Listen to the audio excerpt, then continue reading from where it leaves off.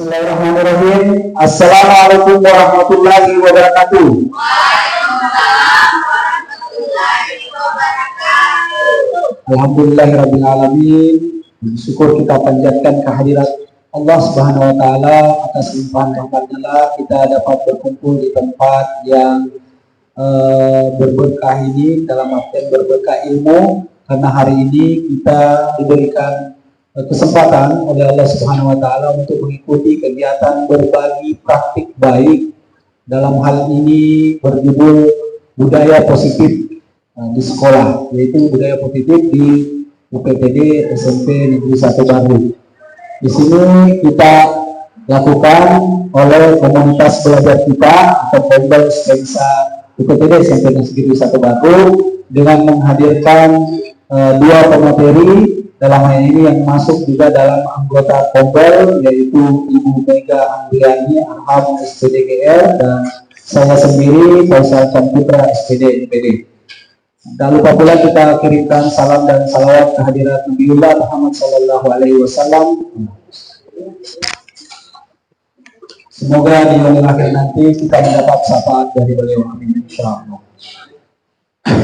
Baik teman-teman sekalian, di sini kenapa kita ambil tema budaya positif, itu berkaitan juga dengan tugas kami sebagai CGP, calon guru penggerak perwakilan UPTD SMP Negeri 1 Baru. Di sini kami mendapatkan tugas untuk mendiseminasikan budaya-budaya positif yang kami dapatkan di pembelajaran modul kami di LMS. Jadi situ ada tugas dari kami, yaitu mendiseminasikan hasil dari belajar kami. Baik, tanpa panjang lagi saya akan mempersilahkan Ibu Mega Andriani Arham untuk memberikan pemaparan kedepannya tentang budaya positif. Begitu juga saya, insya Allah juga ikut memaparkan materi ini bersama dengan beliau. Terima kasih. Saya serahkan kepada Ibu Mega Andriani Arham. Baik, Assalamualaikum warahmatullahi wabarakatuh.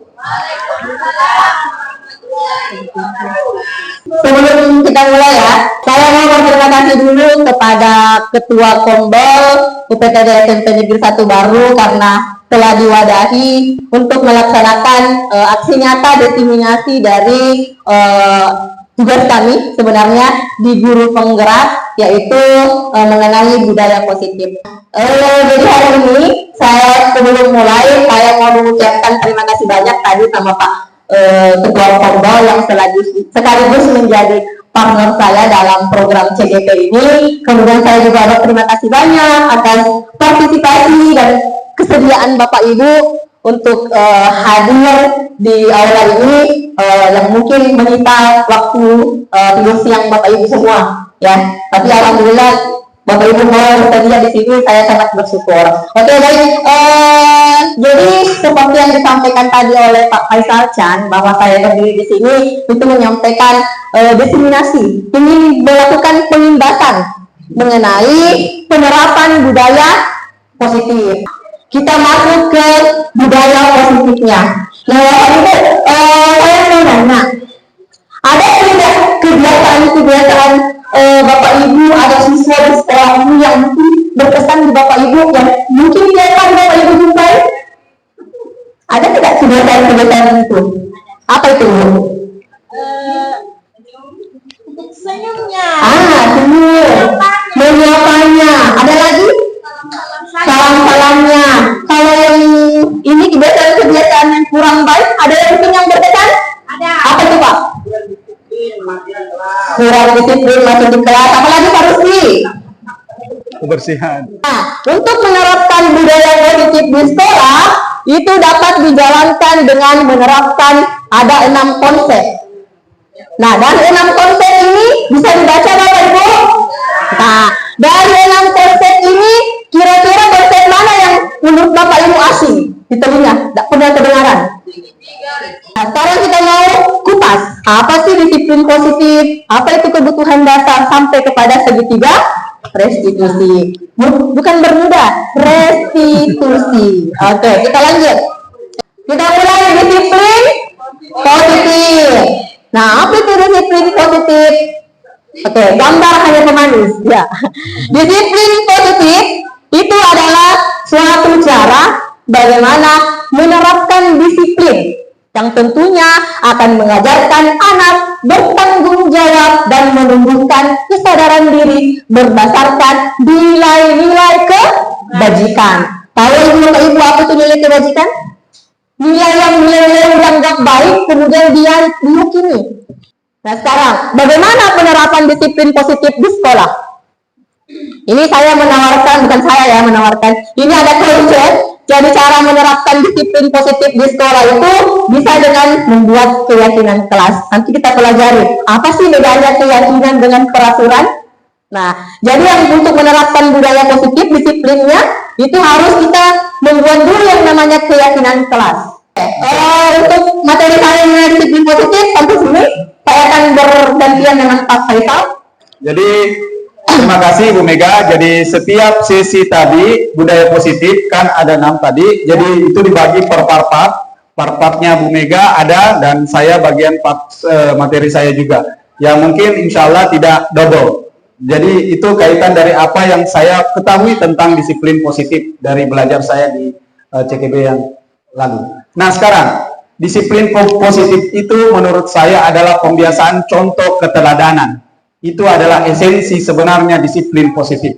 Kita seorang guru harus menjadi teladan dari anak-anak kita, murid-murid kita. Kalau kita memiliki teladan itu, maka insya Allah budaya positif itu bisa terjaga dan bisa terlaksana. Nah, ini tidak asing ini toh, kata-kata ini. Nah, tidak asing.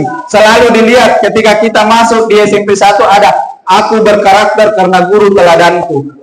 Nah, inilah sebenarnya esensi dari budaya positif itu. Ketika salah satu contoh tadi masalah kebersihan, ya kalau kita tidak menjadi teladan dari kebersihan itu sendiri, budaya-budaya tentang mencintai kesehatan dan kebersihan itu tidak akan terjamah sekalipun oleh murid kita. Di mana seorang guru tidak bisa menjadi contoh keteladanan bagi muridnya.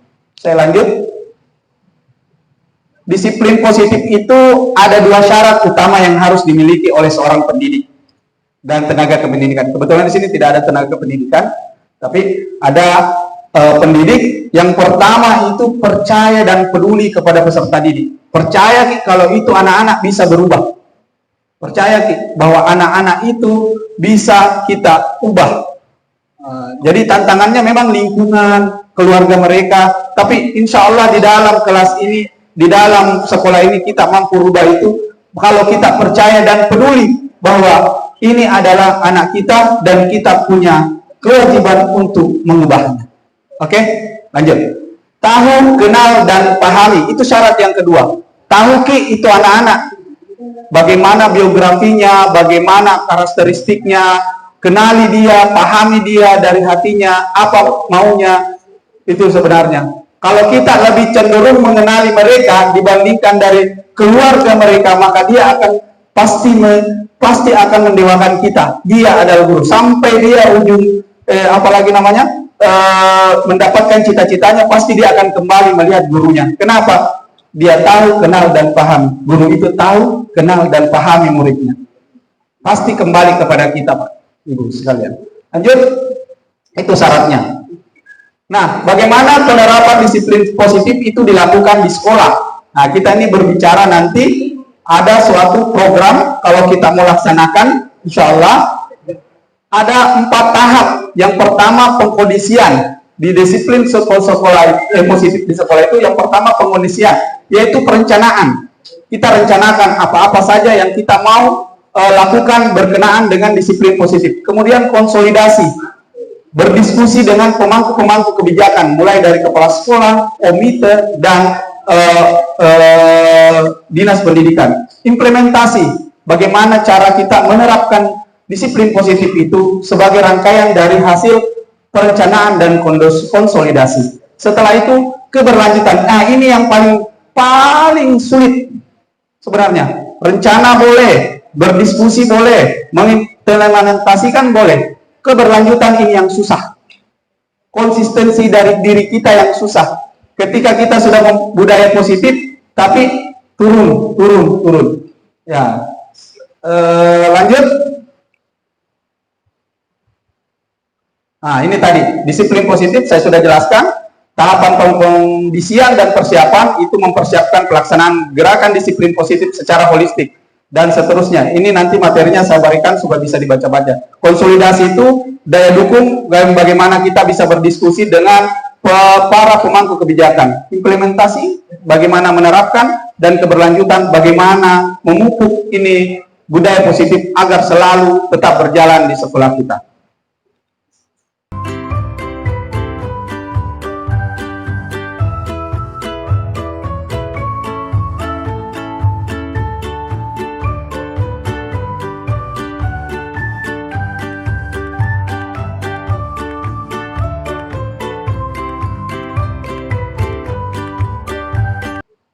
Nah, selanjutnya kebutuhan dasar akan dibawakan oleh Ibu Mega Anggri. Oh ya, itu tadi ya. Jadi PR kita sebenarnya di sini untuk menjaga disiplin positif adalah bagaimana menjaga keberlanjutannya. Itu biasa diterapkan, besok hilang lagi. Nah itu. Nah sekarang kita masuk ke materi yang kedua. Jadi kebutuhan dasar manusia. Oke. Terasa semua punya kebutuhan? Iya. Punya? Punya. Oke, banyak sekali. Nanti kita lihat kebutuhan kita ini termasuk kebutuhan apa sih sebenarnya? Nah, kita lihat. Oke, ini ada pernyataan. Coba Bapak Ibu perhatikan. Ketika seorang murid melakukan suatu perbuatan yang bertentangan dengan nilai-nilai kebajikan atau melanggar peraturan, hal itu sebenarnya dikarenakan mereka gagal memenuhi kebutuhan dasar mereka. Apa Ibu sepaham dengan pernyataan ini? Atau bisa jadi dikarenakan itu mereka justru berupaya untuk memenuhi kebutuhan mereka. Jadi kebutuhan dasar manusia betul sekali Bapak Ibu ada 5. Kebutuhan yang pertama apa? Bertahan hidup. Ya, bertahan hidup. Ini yang paling di atas, bertahan hidup. Apa contohnya kebutuhan bertahan hidup? Makan. Apa lagi? Minum. Sehat. Ya, shopping katanya. Itu kebutuhan dasar manusia itu bertahan hidup. Bapak Ibu punya rumah tempat tinggal, apa itu kebutuhan dasar Ibu?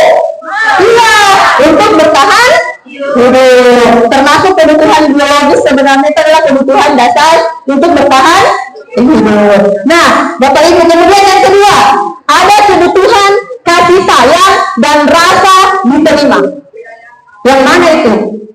Dia butuh kasih sayang, sama dengan lagunya. Apa lagunya ya?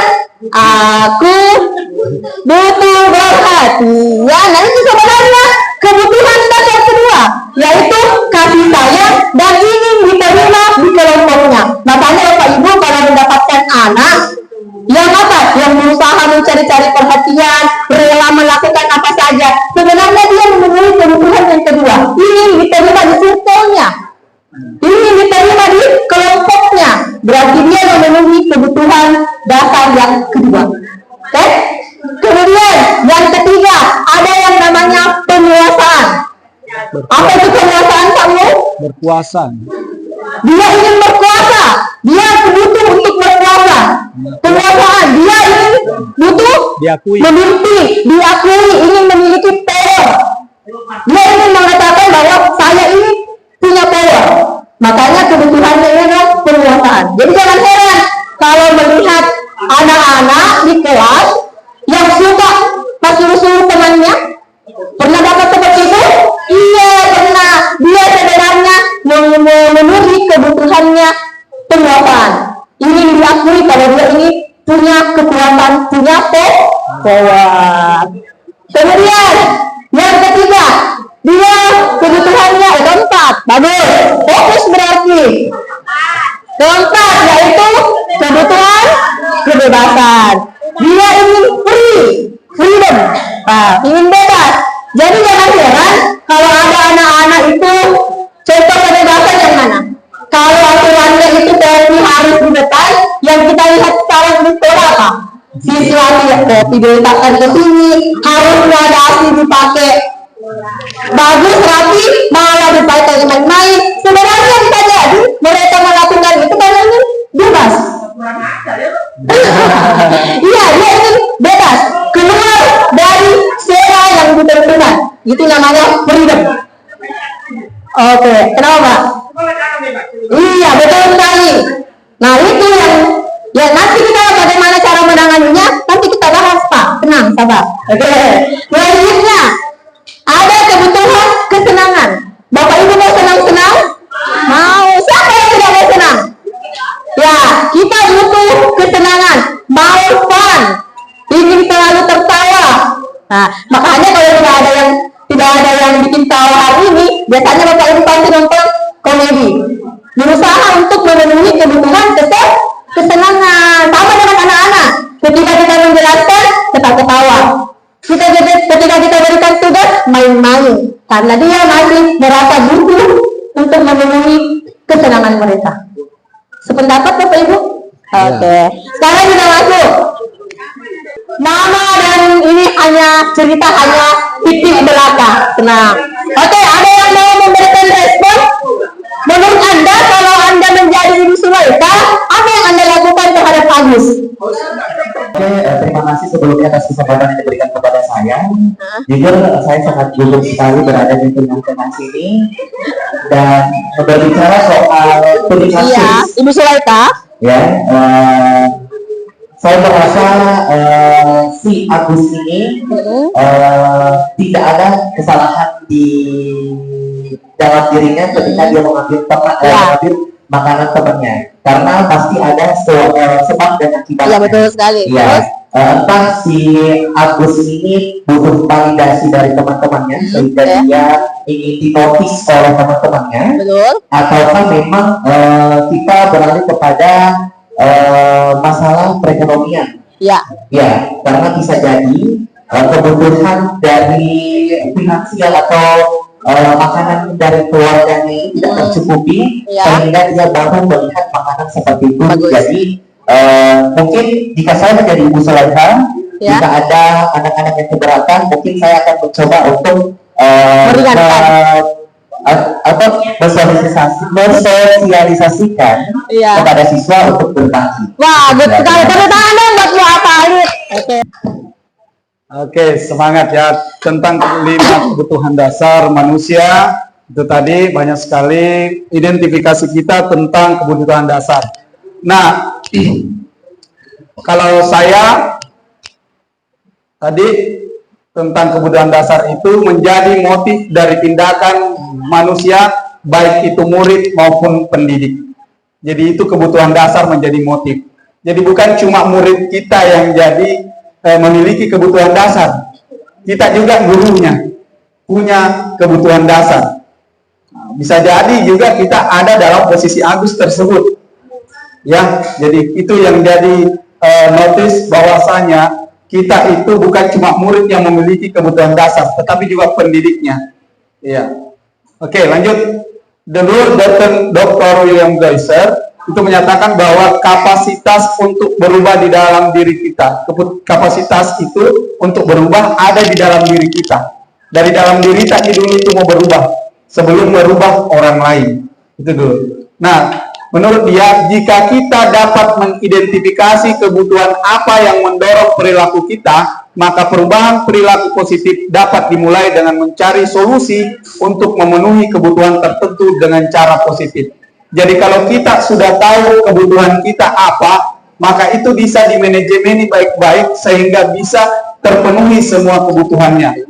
Contoh tadi kebutuhan dasar tentang kebutuhan dasar tadi untuk bertahan hidup. Jadi kalau kita sebagai pendidik sudah bisa mengidentifikasi dia, misalkan dia dari golongan keluarga kurang mampu, sedangkan kita kasih program GSS harus membawa makanan, apalagi namanya dalam bentuk breakfast atau makan siang. Nah itu mungkin dia tidak mampu untuk menyiapkan itu. Jadi dari kita pendidik mampu mengidentifikasi kebutuhan dasar dari yang dimiliki oleh peserta didik kita. Nah, kalau kita mampu identifikasi itu, maka di situ kita mampu memenuhi kebutuhan dasar yang dia inginkan. Dia butuh kasih sayang, kasih sayang. Mungkin di rumahnya tidak pernah dielus-elus sama orang tuanya. Ada, kita tidak tahu itu. Ya kan? Kita tidak tahu anak itu pernah dielus ke sama orang tuanya atau tidak. Tapi kalau kita elus kepalanya seperti ini, nah, betapa dia mendapatkan kebutuhan dasar yang namanya kasih sayang. Betul kan Bapak Ibu sekalian? Ya. Nah, aspek kaitan disiplin positif dengan kebutuhan dasar murid. Aspek ini yang paling inti. Aspek penerimaan atau kasih sayang dan penghormatan ini menjadi hal penting baru murid.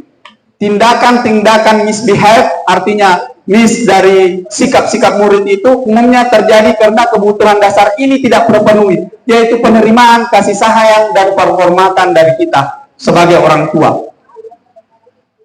Kebutuhan dasar ini tidak terpenuhi karenanya dengan penerimaan yang penuh kasih sayang terhadap anak, menghormati perbedaan-perbedaan yang ada pada mereka, maka sekolah atau guru juga dapat meminimalkan munculnya perilaku-perilaku negatif dengan anak. Nah, ini yang jadi kebutuhan dasar yang paling utama kita sebagai pendidik, yaitu penerimaan terhadap mereka, yaitu kasih sayang, penghormatan kepada murid kita, bahwa dia ada untuk kita tuntun, untuk kita didik sebagai manusia.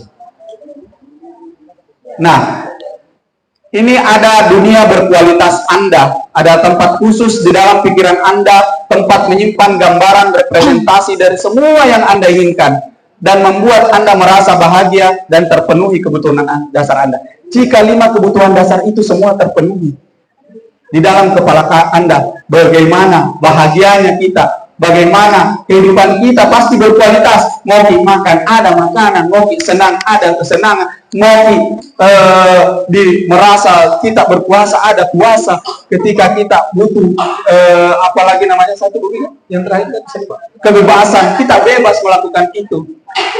Artinya, tentunya kalau kita mau kaji itu, mari kita lihat di sini ada pertanyaan-pertanyaan. Coba fokus Ki, Bapak Ibu sekalian, di pertanyaan ini. Tabe fokus Ki. Kita jawab saja dalam hati, jangan diberitahu ke saya. Dalam hati. Siapakah orang-orang yang paling penting dalam hidup Anda? 5, 4, 3, 2, 1. Selesai. Silakan jawab sendiri, masukkan dalam hati dan pikiran. Itu pertanyaan nomor 1 tadi. Siapakah orang-orang yang paling penting dalam hidup Anda? Sudah ya? Nggak usah kasih tahu. Kalau ada jawaban istri saya, tetangga saya, nggak usah kasih tahu lah. Itu dunia berkualitas Anda, tempat khusus dalam pikiran Anda bahwa itu adalah kebutuhan dasar saya. Istri saya butuh saya butuh istri saya. Itu dia. Nah, kalau saya, oke lanjut. Nilai-nilai kebajikan apa yang terpenting dalam hidup Anda? Nilai-nilai kebajikan atau kebaikan dalam hidup Anda yang Anda inginkan atau Anda penting dalam hidup Anda. 5, 4, 3, 2, 1. Selesai. Saya mau seperti ini. Saya mau seperti ini. Itu jawabannya ada sama diri kita. Pasti positif semua toh? Nomor 2 baru nomor 2 itu. Lanjut. Apa pencapaian Anda yang Anda sangat banggakan? Apa yang Anda banggakan selama Anda menjadi guru atau pendidik di UPTD SMP Negeri 1 Baru atau sebelumnya? Apa yang Anda banggakan pencapaian Anda? 5, 4, 3, 2, 1. Itu hipnoterapi. Oke, itu jawaban Anda. Itu jawaban Anda. Tidak usah kasih tahu teman sedekat di sini. Tidak usah kasih tahu email kunjung. Tidak usah. Dia juga punya jawaban sendiri. Selanjutnya, apa? Ini jawaban terakhir. Ini pertanyaan terakhir dan jawabannya mudah-mudahan kita sendiri lagi tahu. Apa pekerjaan ideal bagi Anda? 5, 4, 3, 2, 1.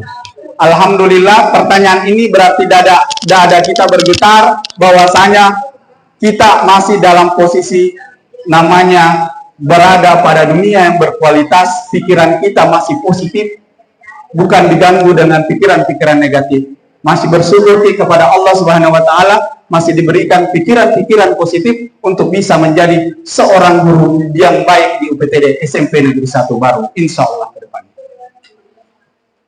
Berikutnya lanjutkan oleh Ibu Mega. Terima kasih. Kita akan masuk ke motivasi perilaku manusia. Jadi motivasi perilaku. Bapak Ibu datang hadir di tempat ini pasti ada motivasinya dong. Ya. Ada dong. Ada kan? Ada motivasinya. Oke, sekarang kita cek ya. Motivasi perilaku manusia. Dan apa yang diharapkan? Yang diharapkan untuk mewujudkan disiplin positif ini sebenarnya Bapak Ibu. Dan ini yang paling susah dimunculkan dalam diri. Motivasi internal kita melakukan suatu perbuatan, hadir tempat seminar, hadir tempat waktu di kelas, karena memang dari dalam oleh lalu. Nah, yang begitu di sini katanya 5, 4, 3, 2, 1 dalam hati. Nah, itu tujuannya disiplin positif. Jadi anak-anak itu bukan cuma anak-anak yang dari sekolah diharapkan memiliki motivasi internal, motivasi yang muncul dari dalam, karena memang dia dengan ini. Kalau saya melakukan itu, saya akan menjadi pribadi yang seperti ini. Kalau hadir tadi seminar, berarti bukan karena sertifikatnya, tapi akan menambah wawasan saya. Kalau saya pakai helm, bukan karena saya takut ditilang, ya. Tapi karena saya yakin pakai helm karena keselamatan. Oke? Jadi itu namanya motivasi internal. Teori besar buat kita. Karena yang selama ini kita lakukan, yang ini tadi. Saya juga selaku tamu saya ya. Saya berusaha untuk bagaimana menerapkan motivasi internal. Insya Allah. Oke? Selanjutnya Pak Mega. Oke. Kembali ke saya lagi. Nah, itu tadi Ibu Mega menjelaskan tentang teori perilaku manusia. Nah, itu memang yang paling utama ini motivasi dari dalam diri kita sebenarnya. Dari tadi saya selalu bilang mulai dari diri. Itu semua itu memang dari diri kita. Nah, coba kita lihat ini. Pertanyaan, saya selalu menganjurkan pertanyaan dan jawabannya selalu ada dalam diri kita sendiri. Supaya kita jadi introspeksi, selalu mengintrospeksi diri kita. Jadi orang yang jadi, kalau kata-kata di kurikulum Merdeka itu namanya refleksi. Kalau kita biasa sebut itu di awam adalah introspeksi. Nah, kita lihat, pernahkah Anda berada dalam sebuah situasi di mana Anda sengaja melakukan sesuatu yang menyakitkan bagi Anda, bahkan bertabrakan dengan penghargaan dari diri Anda. Anda punya kebijakan itu bahwasanya saya punya prinsip seperti ini, tapi harus dilakukan. Itu maksudnya. Pernahkah? Silahkan jawab sendiri. Nah, pernah. Atau tidak. Nah, ini adalah tentang teori motivasi diri. Kemudian, mengapa Anda tetap memilih melakukannya? Mengapa Anda tetap memilih melakukannya? Padahal Anda tahu akibatnya akan menyakitkan. Anda mungkin akan dikecam secara sosial, bahkan ada kerugian secara finansial. Kalau tidak ikut, kalau tidak uang ini ada misedeng ada misedeng itu, harus lagi begini, belum pikir terima belum keluar ini, itu semua. Pernahkah? Jawabannya silahkan dijawab sendiri di belakang. Nah, sekarang apa prinsip-prinsip yang Anda perjuangkan dan Anda lindungi? Apa prinsip-prinsip Anda perjuangkan dan Anda lindungi dari kegiatan yang Anda lakukan tidak sesuai dengan keyakinan Bapak Ibu sekalian, kebijakan positif yang Bapak Ibu sekalian yang tadi saya bilang dalam pikiran Bapak sebagai orang baik di UPTD SMP Negeri 1 Baru.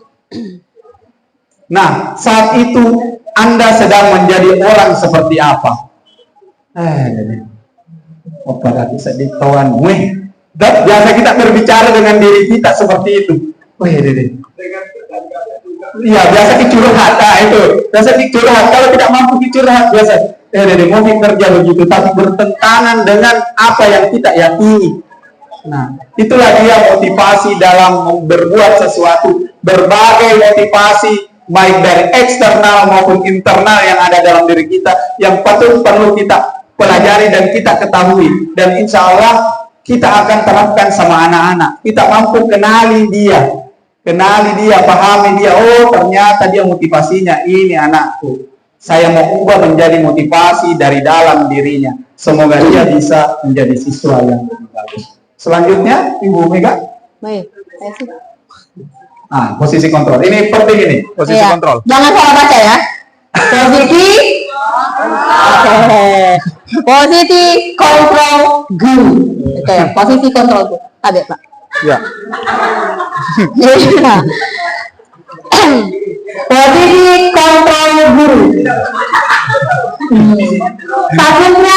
Takutnya salah posisi, entah ya. Jadi kita memang sebagai guru itu harus tahu posisi kita itu sebagai apa sebenarnya ya. Ini sebenarnya dalam menyelesaikan masalah atau restitusi. Oke. Jangan dimasukkan dalam hati, dalam ini, Alif. Oke, lanjut. Nah, terkait dengan restitusi tadi, posisi kontrol guru itu seperti apa? Jadi kita sebagai guru itu harus memposisikan diri, ada 5 sebenarnya dalam menyelesaikan masalah. Jadi yang dari tadi penasaran apa itu restitusi itu adalah salah satu upaya untuk mencari solusi dalam permasalahan. Jadi kita membimbing anak bagaimana dia menemukan solusinya. Seperti itu, jadi restitusi. Jadi sebagai guru kita harus memposisikan diri. Yang pertama, penghukum. Ini ada gambarnya Pandi Sewang. Maaf ya Pandi. Maaf. Ini ada gambar penghukum. Nah, penghukum itu seperti apa? Ya, berarti yang sering menjatuhkan hukuman. Nah, itu disebut dengan penghukum. Ya, biasanya dia terlalu sesuai dengan aturan-aturan, tidak boleh keluar dari aturan itu. Biasanya dia posisi ini penghukum. Nah, bagaimana penghukum? Nanti kita lihat. Kemudian ada pembuat merasa bersalah. Pernah dibuat orang merasa bersalah? Iya, selalu. Nah, nanti bahas bagaimana sih posisi kontrol guru yang selalu membuat merasa bersalah. Kemudian ada posisi kontrol sebagai teman. Ya, posisi teman itu seperti apa posisi teman? Biasanya guru-guru yang dekat dengan anak-anak, itu dia biasanya punya pendekatan tersendiri. Biasanya menyelesaikan sesuatu itu dengan persuasif, dengan pendekatannya. Dia memposisikan diri sebagai teman. Jangan, ya teman ya. Kemudian pemantau. Biasanya guru yang memposisikan dirinya sebagai pemantau, dia namanya pemantau yang mengawasi. Mengawasi apa yang diawasi? Ya biasanya dia kalau tidak seperti ini berarti saya minta segini. Jadi ada data selalu yang dijadikan sebagai bahan untuk memantau. Oke. Kemudian manajer. Yang mana yang dibilang manajer? Sama dengan artis. Tapi bedanya kita di sini sebagai manajer, kita sebenarnya menggabungkan 2 posisi. Sebagai teman dan sebagai pemantau, dia jadilah sebagai manajer. Karena manajer di sini dia nanti yang mengarahkan anak-anak yang bermasalah untuk bisa menemukan solusinya sendiri terhadap masalah yang dihadapi. Kita tugasnya hanya membimbing anak untuk mendapatkan solusi. Jadi memang kita butuh sebagai seorang manajer. Nah, ini ada kasus. Ini ada kasus. Bagaimana posisi kontrol sebagai penghukum sampai kepada manajer hanya 1 kasus. Jadi ini Vera, maaf. Ya, jadi ini ada guru dengan siswanya. Ya, di sini kasusnya sama, datang terlambat. Tapi kita akan melihat bagaimana perbedaannya guru itu memposisikan diri sebagai penghukum sampai kepada manajer. Coba kita lihat, boleh Pak Chan diputar? Selamat pagi. Baru terlambat. Kamu deh, pasti terlambat. Maaf, saya Apa coba? Alasan kamu apa lagi? Ya ini Bu Repi ya. selamat. Malah kalian yang jadi anak. Saya Dasar pemalas. Gak kapok-kapok sih kamu. Sudah berapa kali terlambat? Mana? Kamu beri lapangan basket 2 kali. kenapa saya harus ke 18 ya, Bu? Kenapa? Kamu mau apa sih, Bu? Berani-beraninya jawab. Sudah terlambat, masih berani jawabnya. Selanjutnya, posisi kontrol sebagai teman. Kasus yang sama. Naren, ya,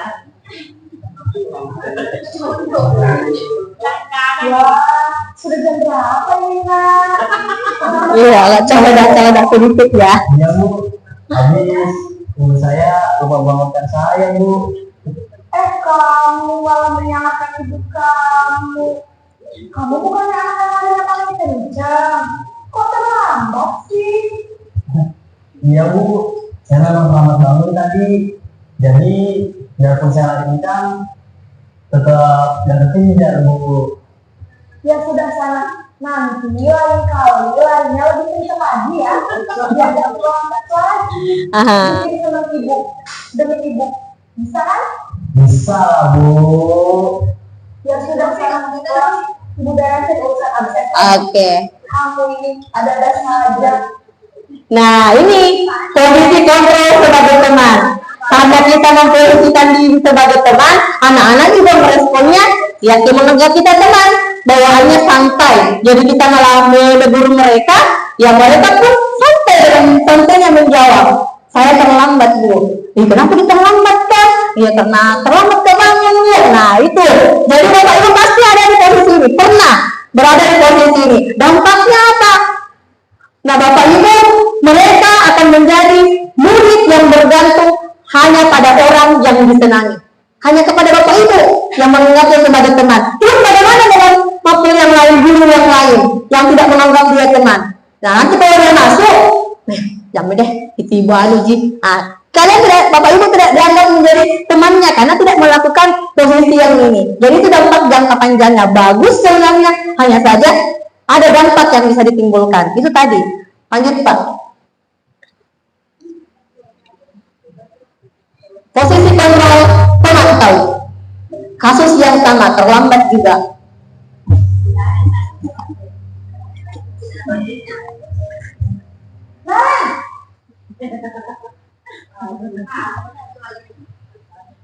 Selamat pagi, Bu. Naren, apa peraturan sekolah kita tentang jam berapa kita harus masuk sekolah, Nak?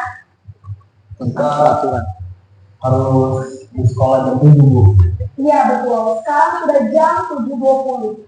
Naren sudah tahu konsekuensinya jika terlambat aja. Paham, Bu. Saya harus tinggal kelas pas jam istirahat selama 20 menit. Iya benar, konsekuensinya demikian.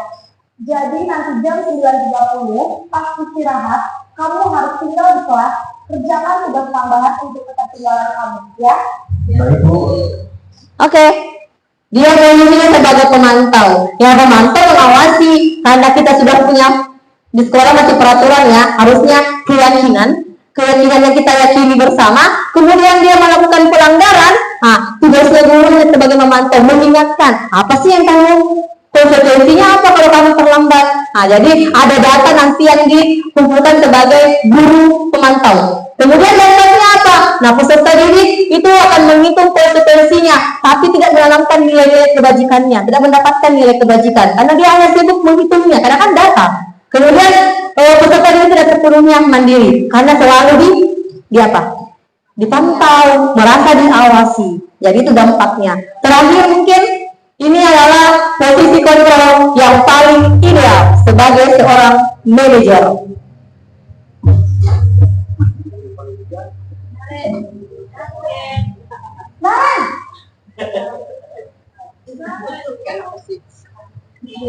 Minum teman-teman. Selamat pagi, Naren. Maaf Bu, saya terlambat.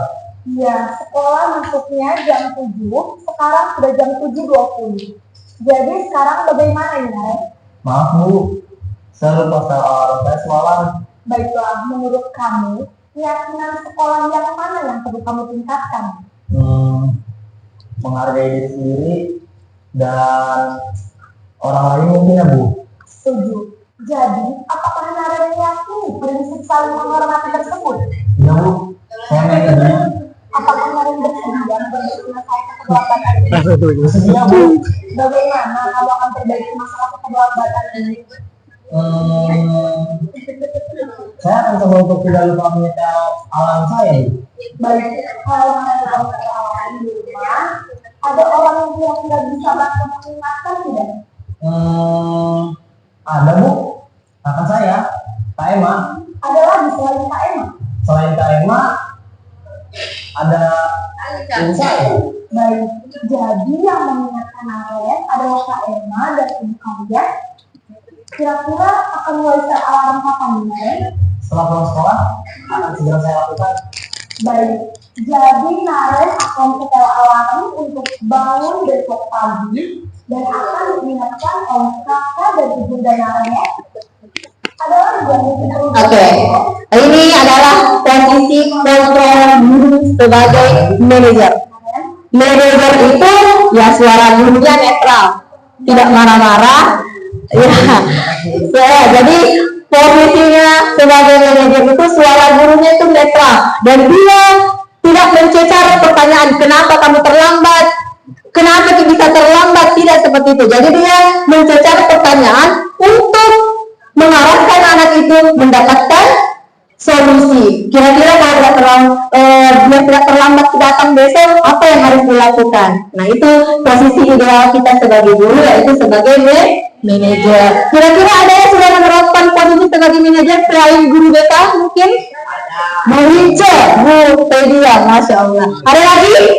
Atau Bapak Ibu sekarang berada di posisi kontrol yang mana? Kira-kira jawab dalam hati saja ya. Posisi kontrol apa? Oke. Bergantung siswanya, betul sekali. Bergantung siapa yang kita hadapi ya. Oke. Jadi yang paling bagus sebenarnya manajer paling. Oke, silahkan Pak. Oke, kita kasih aplaus lagi untuk Ibu Mega.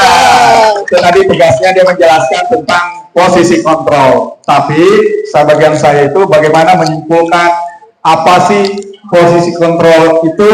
Ternyata posisi kontrol dalam menciptakan budaya positif adalah posisi paling tepat adalah menjadi seorang manajer.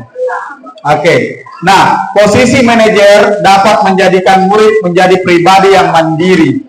Mandiri artinya dia mampu menyelesaikan masalah karena dia mampu menjawab keyakinan kelas apa atau keyakinan sekolah apa yang dia telah langgar. Bukan berarti dia diberitahu kamu melanggar ini, kamu melanggar ini. Tapi dia yakin pada dirinya dia telah melanggar dan mampu mengucapkan bahwa keyakinan itu dia telah langgar. Berarti dia mampu melakukannya secara mandiri. Merdeka. Merdeka artinya memiliki kebebasan dalam hal berpendapat.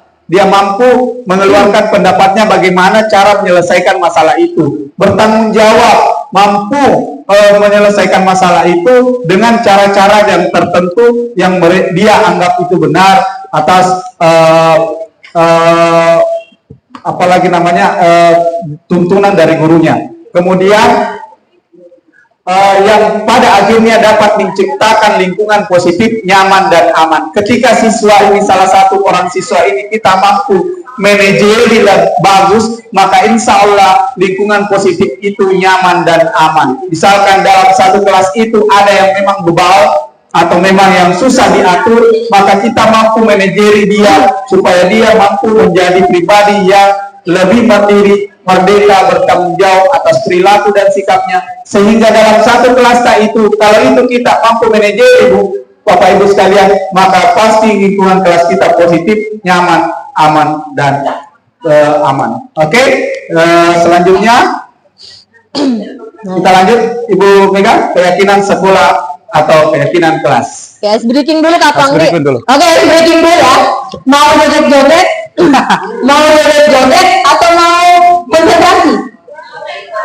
Joget-joget atau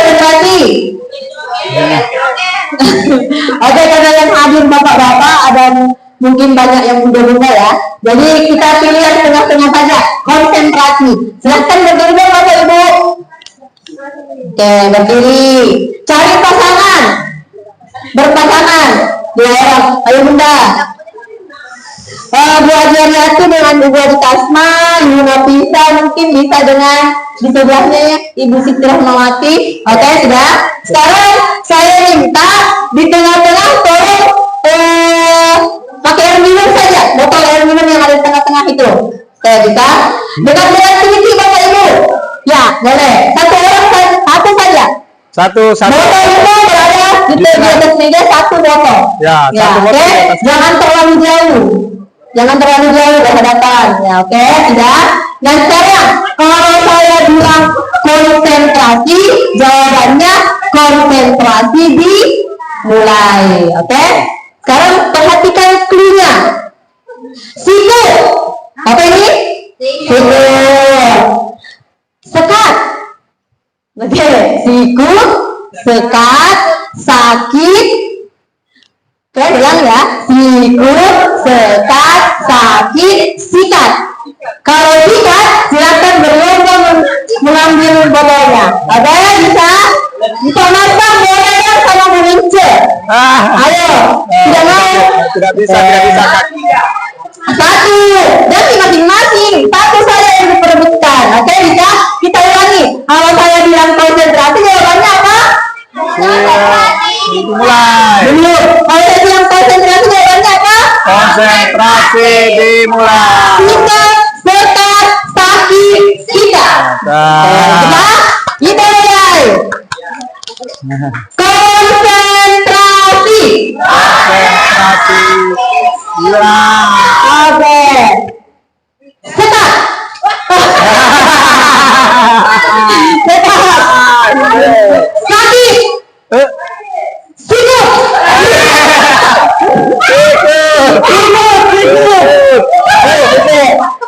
Selalu mau sikat. Konsentrasi. Konsentrasi dimulai. Sakit. Sekat.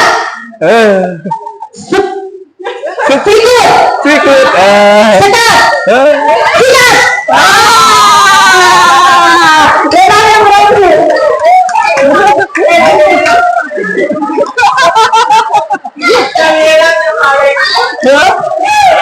Oke, keyakinan sekolah atau kelas. Jadi yang mungkin ada sekarang itu tetap tertib aturan ya. Jadi kalau di budaya positif itu kita kurang mengenal yang namanya peraturan kelas. Tapi semua berawal dari peraturan kelas. Jadi kita mau bagaimana mengubah peraturan kelas ini menjadi suatu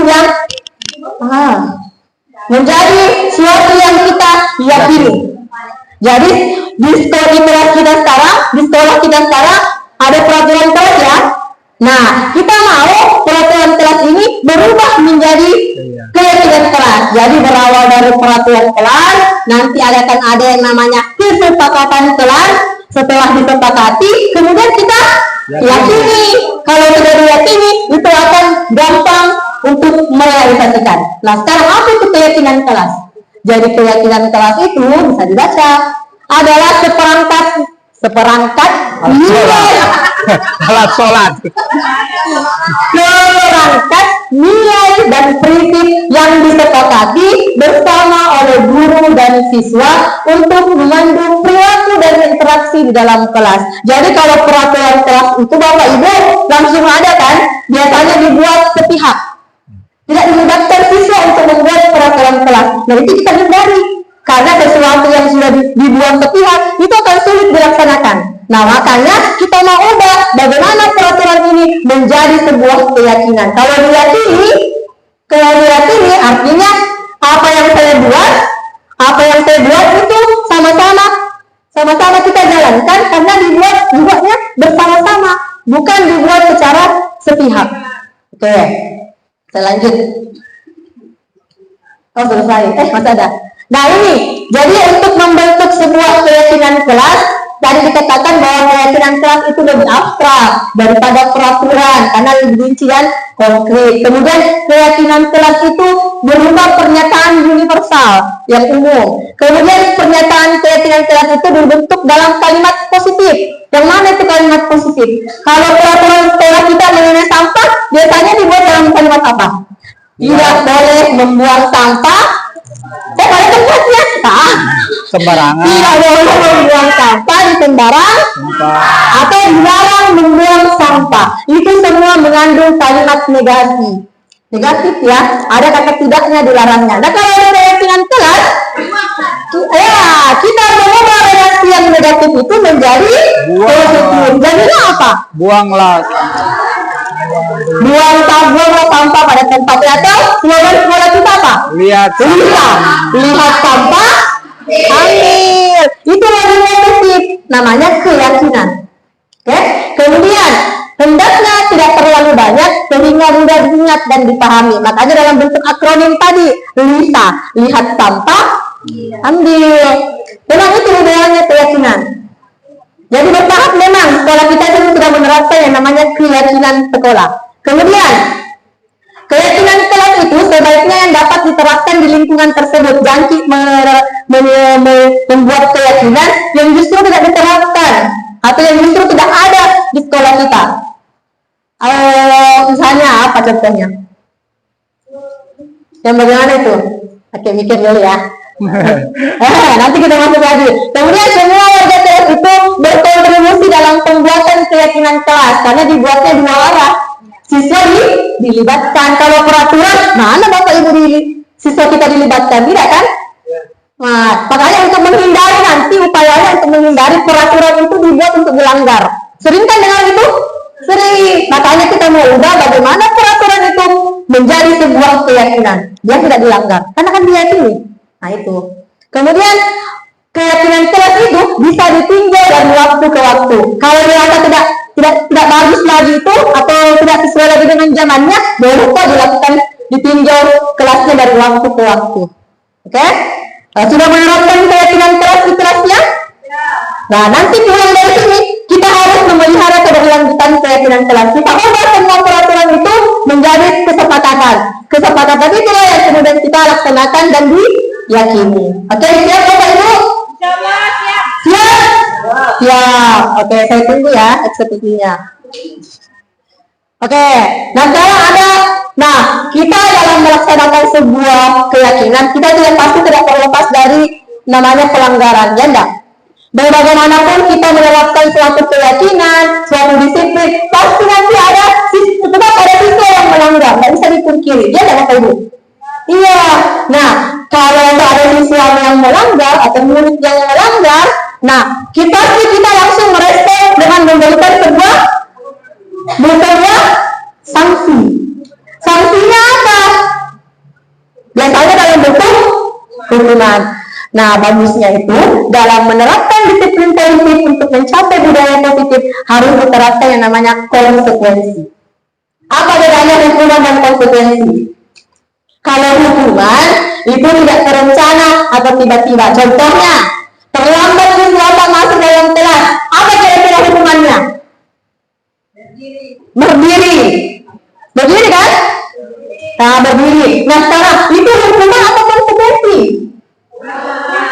Nah, jadi bedanya apa? Kalau hukuman itu apa yang dilanggar itu tidak sesuai dengan apa? Sanksi. Contohnya tadi, dia terlambat masuk kelas. Kok diberi hukuman berdiri? Korelasinya di mana? Nah, berarti itu adalah hukuman. Kalau konsekuensi berbeda. Kamu datang terlambat, kira-kira kalau kamu terlambat, apa yang kamu dapatkan? Ketinggalan pelajaran. Kalau ketinggalan pelajaran, yang harus hukuman sanksi yang ideal apa? Mengerjakan tugas. Betul. Mencatat materi yang terlambat. Itu namanya konsekuensi. Apa yang diperbuat, sanksi yang diberikan itu ada korelasinya. Itu namanya konsekuensi. Kalau hukuman tidak sesuai, dia terlambat ke sekolah, disuruh pungut sampah. Hukuman atau konsekuensi? Hukuman. Ada temannya, sore-sore pagi temannya ke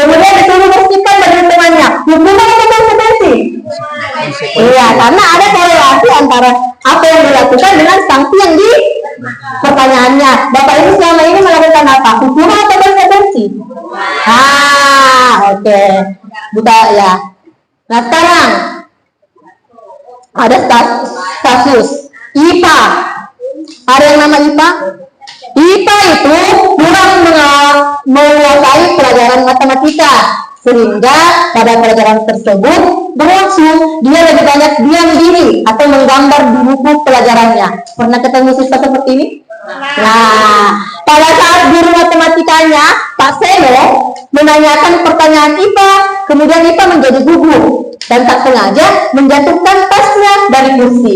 Kemudian tiba-tiba menjadi gagap pada saat berupaya menjawab. Nah, seluruh kelas pun tertawa melihat perilaku IPA.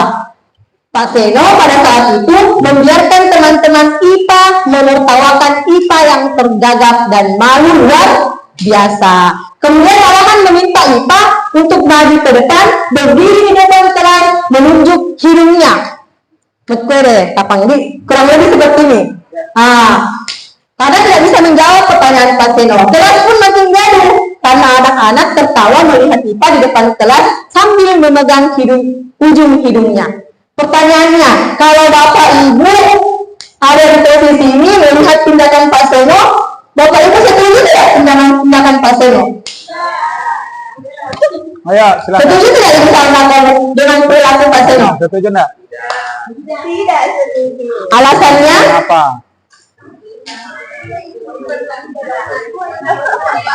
Ya, kenapa Bu? Coba Bu. Buat hati coba saya.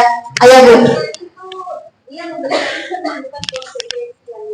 Iya, dia memberikan hukuman. Coba Bu, saya mau dengar biar kedengaran di kamera. Kedengaran di itu dia. Iyalah. Suara merdu. Terima kasih. Dari pertanyaan ini, sebentar dulu. Iya. Saya mau koreksi, ada kesalahan sedikit. Iya. Karena di sini nama bapak gurunya Pak Seno, setahu saya bapak guru matematika di sini Pak Radi. Sumpah tadi. Di Konoha ini. Iya. Pertanyaannya, apakah Anda setuju dengan tindakan Pak Seno terhadap IPA? Alasan saya tidak setuju. Kenapa? Karena Pak Seno ini memberikan hukuman kepada siswa yang bernama IPA. Yang tadinya yang diterangkan sebaiknya kita memberikan Konsekuensi. Tepuk tangan untuk Bu Haji Ariati. Nah, sekarang mari kita berlatih ini hukuman atau konsekuensi sesuai konsep yang kita pelajari tadi. Yang pertama, lari mengelilingi lapangan basket 2 kali karena terlambat hadir di sekolah, hukuman atau konsekuensi? Cuman ya. Kedua, nggak bisa dicek nanti ya. Langsung. Kedua, membersihkan coretan yang dibuat punya tulis. Konsekuensi. Sama semua ya. Yang ketiga, murid diminta untuk push up 15 kali karena tidak menggunakan masker ke sekolah. Hukuman atau konsekuensi? Hukuman. Kemudian menggantikan kertas tugas teman yang telah dicoret-coret. Oke, ada yang bilang hukuman? Oke, sepaham ya. Berjemur di lapangan basket pukul 12 siang karena mengobrol dengan teman. Hukuman atau konsekuensi?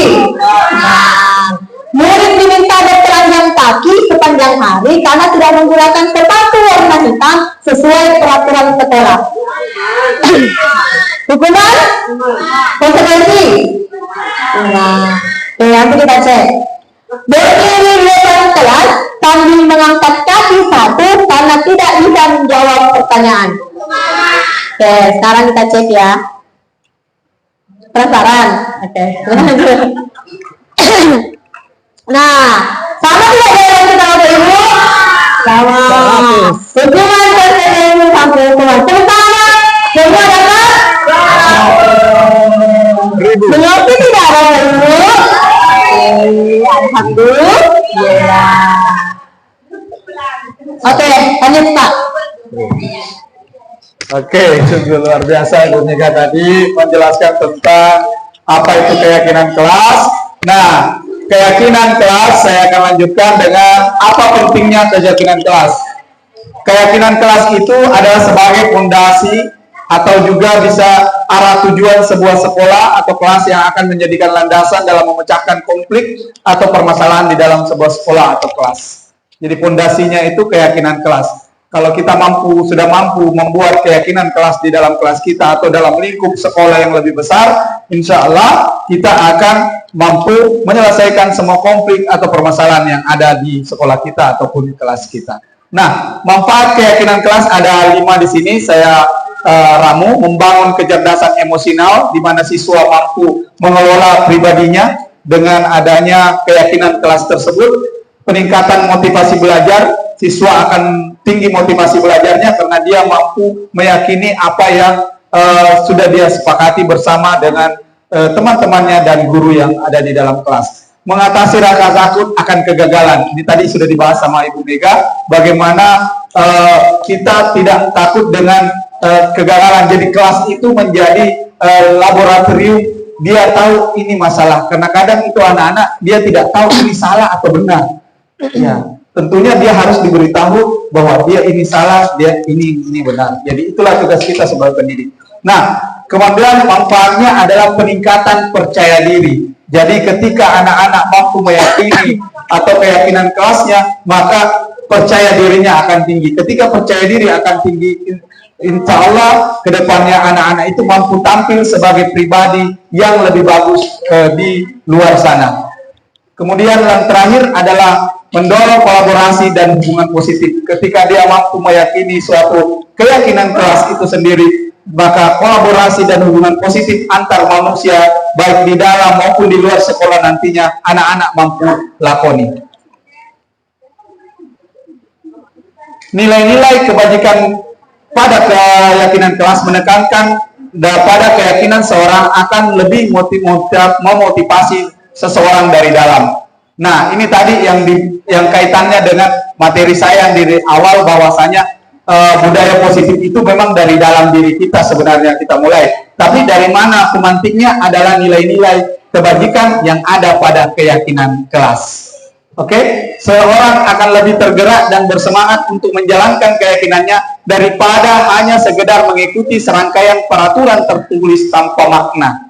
Jadi kita kalau ada keyakinan kita mau bergerak untuk melakukan itu dan bersemangat dibandingkan dengan sebuah peraturan yang tertulis tapi tidak ada makna di dalamnya. Kalau kita ikut andil di dalam membuat keyakinan kelas dan menyepakati itu, insya Allah kita bisa dapatkan apalagi kondisi yang baik di dalam kelas ataupun sekolah. Murid perlu mendengarkan dan memahami arti sesungguhnya tentang peraturan-peraturan yang diberikan. Apa nilai-nilai kebajikan di balik peraturan tersebut? Apa tujuan utamanya dan menjadi tidak tertarik melakukan atau tidak hanya sekedar takut dengan peraturan tersebut. Jadi siswa itu diajak tahu apa itu peraturannya, apa di baliknya sebenarnya. Contoh ada kemarin konten yang saya lihat di sebuah media sosial, platform media sosial, dia bilang sebenarnya sebenarnya kita di sekolah tidak apa-apa kalau panjang rambut. Sebenarnya tidak apa-apa karena rambut tidak berpengaruh terhadap kecerdasan seseorang. Clear kan?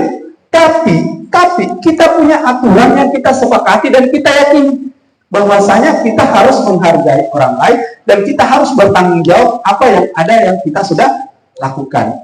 Ketika kita masuk di bandara, misalkan kita disuruh antri, jadi kita memberikan pelajaran anak-anak untuk budaya antri. Nanti di luar dia tahu, oh kita disuruh budaya antri.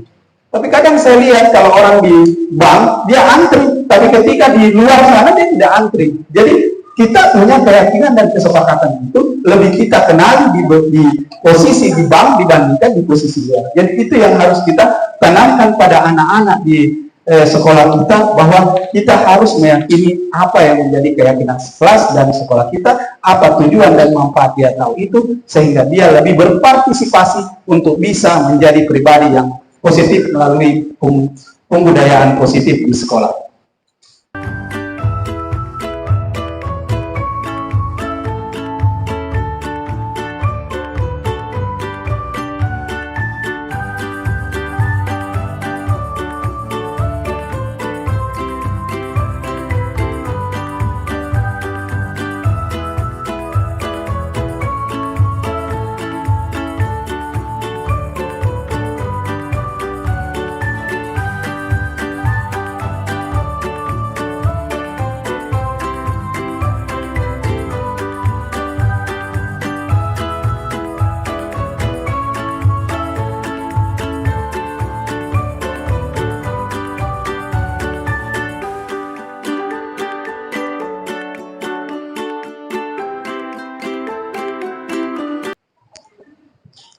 Ini terakhir segitiga restitusi. Ini materi terakhir kami di budaya positif.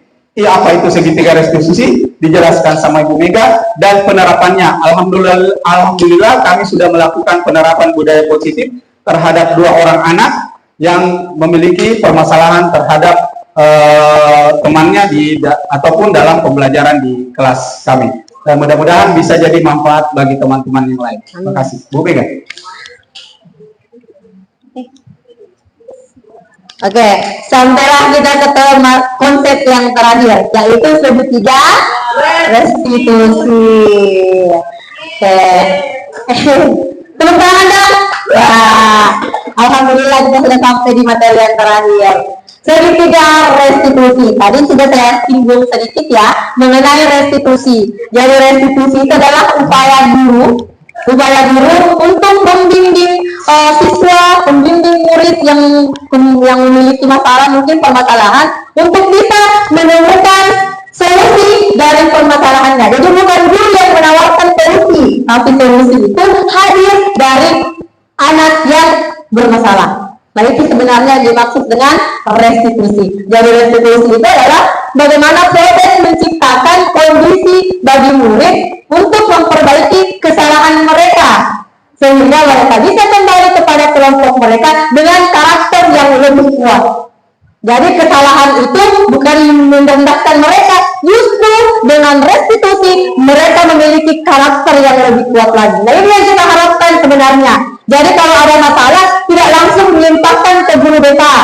Ya guru BK, guru BK ada masalah tidak langsung ke guru BK, karena kita bisa menyelesaikannya dengan cara restitusi. Itulah yang diharapkan untuk mencapai budaya yang bagus. Kemudian dengan restitusi, guru bisa membantu murid menjadi lebih memiliki tujuan, disiplin positif, serta memulihkan dirinya setelah berbuat salah. Kalau kita berbuat salah, namanya kita berbuat melanggar aturan, pasti merasa ada yang kesal, kenapa bisa dilanggar deh, kenapa bisa ini deh. Nah, ini yang tujuan kita melakukan restitusi, memulihkan kembali identitasnya. Nah, itu. Kemudian membantu murid untuk jujur pada diri sendiri. Nah, karena biasanya kan orang kalau ini kalau semua orang mengakui kesalahannya, nah semua itu penjara ya. Nah, itu. Jadi bagaimana membantu murid untuk jujur pada diri sendirinya. Jadi tidak apa yang disampaikan itu bukan untuk menutupi, tapi justru jujur dengan dirinya sendiri. Kemudian sadar dengan dampak dari kesalahan yang dilakukan. Ini tujuan kita untuk melakukan restitusi. Kemudian bisa memberikan penawaran, bukan paksaan. Kita tidak memaksa mereka untuk harus berbuat seperti apa yang kita inginkan, tidak. Tapi mereka sendiri memberikan penawaran. Nak, kalau begini, begini nanti. Jadi tidak memaksa, tapi kita menawarkan. Nanti dia sendiri yang memunculkan, oh ya jadi kalau saya begitu berarti saya nanti seperti ini. Nah, itu harapan kita yang ingin dicapai. Nah sekarang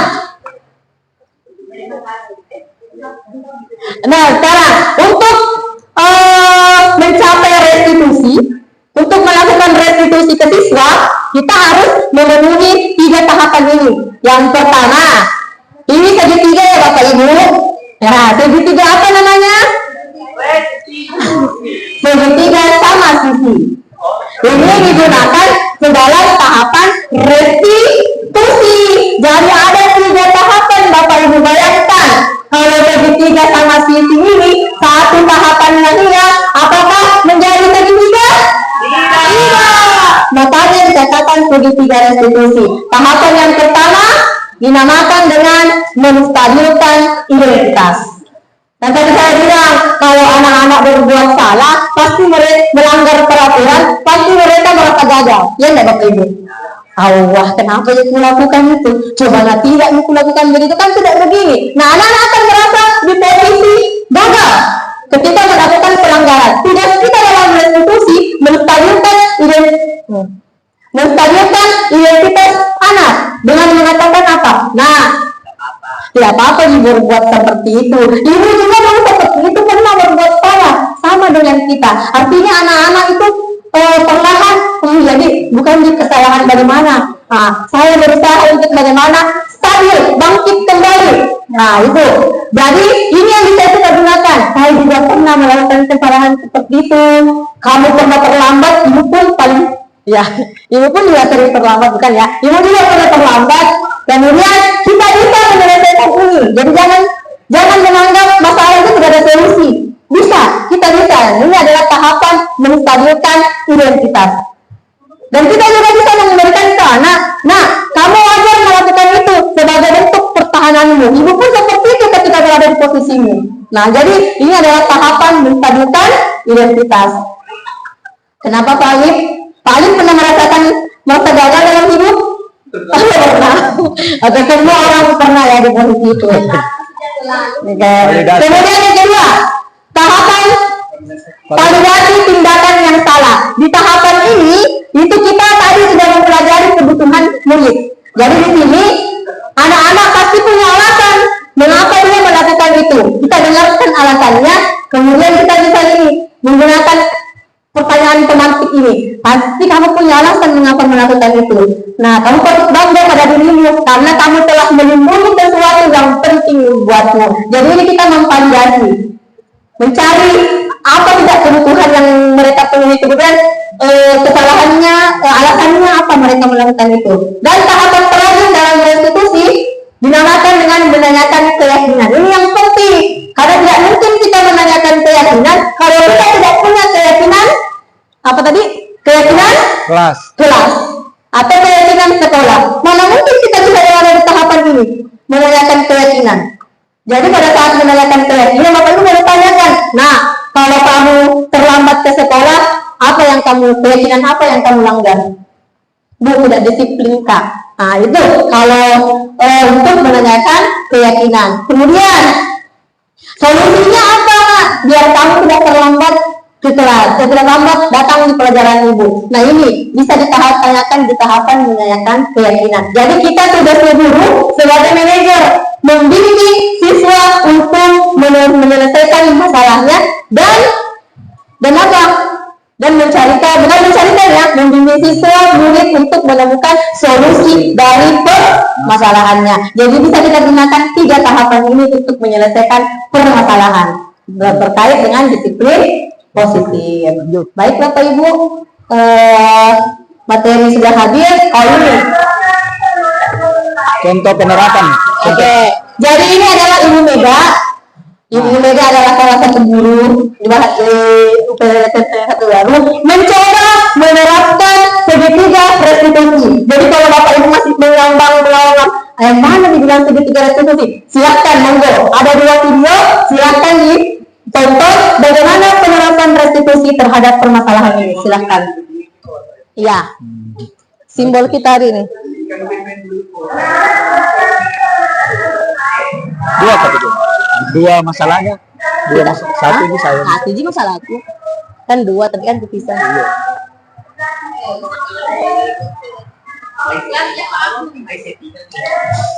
Nggak kedengaran nih.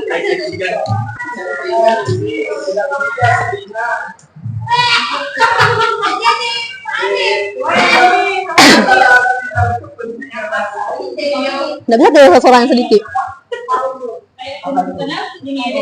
Bonekanya dulu.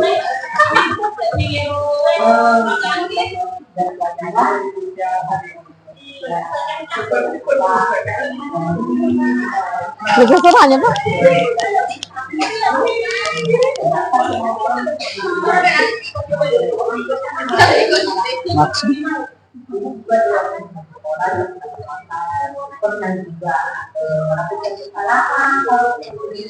Sarmi suaranya.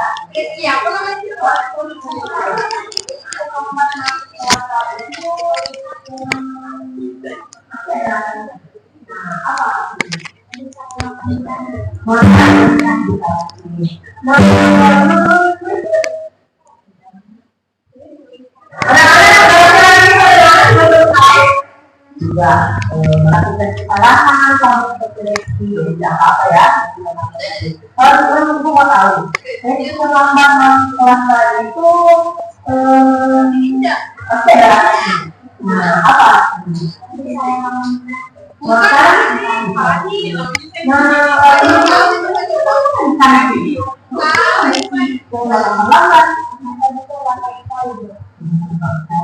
makanya banyak ya.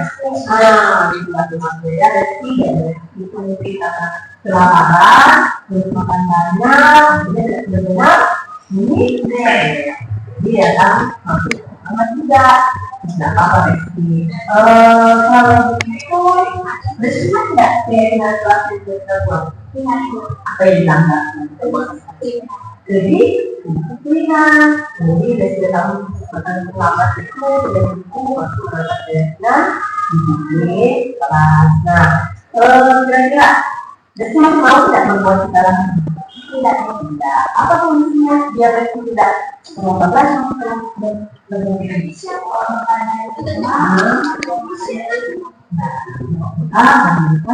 pagi ya, memang pagi itu penting ya sih. Jadi kita jangan lagi dalam ya. Kemudian pagi dulu tetap oke.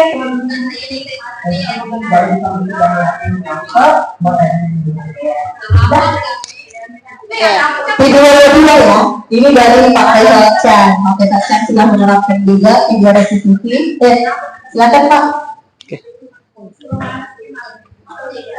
Jadi video ini saya buka, tapi saya tidak kasih reka adegan seperti semampat tadi karena ini masalah statusnya perkelahian. Jadi saya tidak mau bikin reka adegannya, mohon maaf ya. Jadi tapi permasalahan ini adalah permasalahan perkelahian.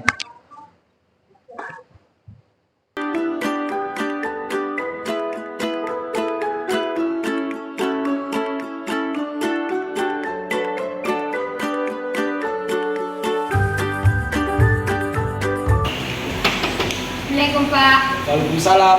Asuna. Duduk. Tak kepikirnya. Afla. Nah, Afla ya. Mina, Afla. Tahu kenapa saya panggil ke sini, nak? Tidak Pak. Tidak. Tidak. Tidak ada kita tahu masalah kenapa saya panggil ke sini. Tidak. Tidak. Begini nak Afla, saya dengar laporan dari teman tak sudah pukul anaknya orang sekadar teman sekelas tak? Iya Pak. Kenapa kita pukul nak?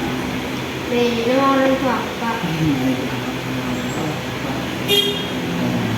Contohnya?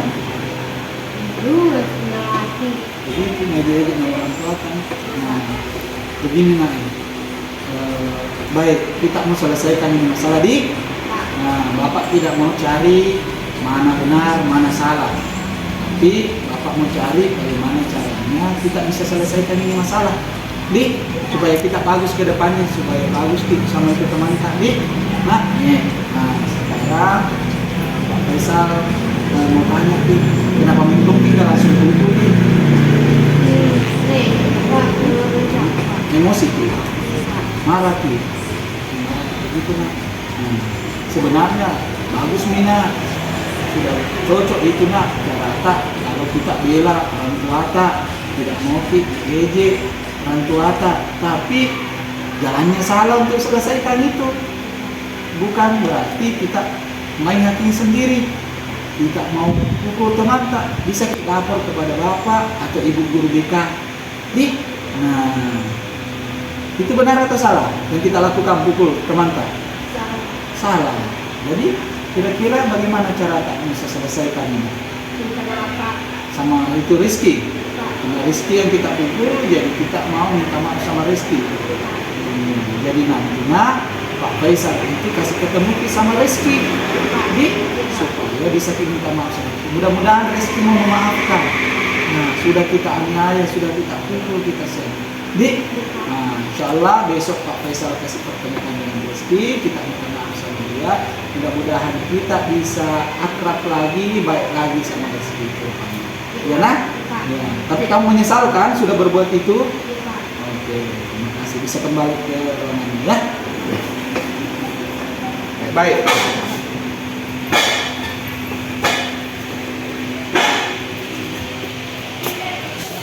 Terima kasih Pak Faisal atas restitusinya. Saya sudah menyelesaikan masalah kepada Rizky. Saya minta maaf kepadanya. Itu tadi dua penerapan dari segitiga restitusi yang telah kami lakukan. Yang satu masalahnya terlambat, siswa terlambat. Yang kedua siswa berkelahi atau memukul temannya yang lain. Itu tadi saya bisa simpulkan bahwa penanganan di kelas mengenai permasalahan menggunakan segitiga restitusi bisa kita lakukan sebelum kita bawa ke ruangan BK oleh guru bimbingan konseling. Jadi kita tangani dulu semampu kita bagaimana bisa kita merestitusi anak didik kita sehingga budaya-budaya positif itu bisa tersampaikan atau bisa dilakukan oleh peserta didik kita dan keyakinan kelas kita bisa tercapai di kelas atau di sekolah kita. Mungkin penutup dari Bu Reski boleh? Bu Reski, bisa Bu Ana, Bu Mega, boleh? Oke, terima kasih banyak mengucapkan sebagai penutup saya hanya mengutip tadi di awal materi Pak Faisal bahwa budaya positif ini yang tadi mengikuti konsep itu kalau kita tidak merealisasikannya dari sekarang itu hanya akan terbatas menjadi teori. Dan ketika kita merealisasikan hal ini, kemudian kita tidak menjaga keilmuan misalnya, itu hanya sebatas teori juga. Jadi saya harap Bapak Ibu setelah mendapatkan materi mengenai penerapan budaya positif setelah apabila kita sama-sama berubah para berpikir kita mengenai penerapan budaya kebiasaan negatif itu menjadi sebuah budaya yang positif. Itu harapan kami berdua dari Pak Faisal Chan dan saudara. Kami bisa lagi melakukan pembahasan dengan materi-materi yang luar biasa dengan Bapak Ibu Bapak Ibu hebat yang ada di ruangan ini hari ini. Oke, mungkin sekian dari kami. Terima kasih banyak Bapak Ibu atas partisipasinya. Mungkin saya jelaskan itu. Saya itu. Oke, saya kembali lagi ke Pak Faisal. Oke, nanti karena saya yang buka, saya tutup. Jadi terima kasih kepada teman-teman anggota komunitas belajar UPTD SMP Negeri 1 Batu yang selalu setia sampai sekarang. Kita bisa belajar bersama, kita dapatkan ilmu bersama. Insya Allah kita di sini menjadi guru yang hebat dari komunitas yang kita buat ini dengan materi-materi yang selalu terbaik. Insya Allah kita adakan bersama-sama untuk kedepannya menjadi guru yang lebih baik bagi anak-anak kita di UPTD SMP Negeri 1 Batu. Terima kasih buat Ibu Mega sebagai pemateri bersama dengan saya kolaborasi di komunitas belajar. Ini penyampaian bagi teman-teman, siapa tahu ada juga praktik-praktik baik yang bisa teman-teman berikan. Insya Allah kita kumpulkan di komunitas belajar, kita bisa buatkan satu momen lagi untuk berbagi praktik baik. Walaupun itu bukan 3, bisa 4. Kalau itu memang bagus untuk berbagi teman-teman, kita bisa memanfaatkan komunitas ini menjadi ladang pahala atau ladang ilmu yang berberkah bagi kita semua untuk kedepannya. Amin, insya Allah. Lebih dan kurangnya mohon dimaafkan dari kami sebagai pemateri maupun sebagai panitia di komunitas belajar ya, bersama Ibu Bendahara dan Ibu Sekretaris di belakang yang setia mendukung kita, dan teman-teman dari anggota komunitas belajar UPTD SMP Negeri 1 Batu. Terima kasih yang sebesar-besarnya kami dari panitia. Saya tutup dengan ucapan billahi taufiq wal hidayah. Wassalamualaikum warahmatullahi wabarakatuh.